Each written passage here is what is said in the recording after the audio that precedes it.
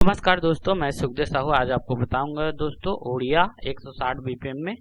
तो वीडियो में बने रही दोस्तों और हमारे चैनल को लाइक शेयर कमेंट सब्सक्राइब जरूर करें। तो देख रहे हैं दोस्तों यहाँ पे 160 बीपीएम है, तो हम यहाँ पहले 160 बीपीएम लगा लेते हैं अपना इस तरह से, और इसको 2/4 4/4 जो भी करना चाहते हो 2/4 भी में सेट हो जाएगा और 4/4 भी में हो जाएगा। तो बाकी मैं 2/4 ही कर रहा हूँ।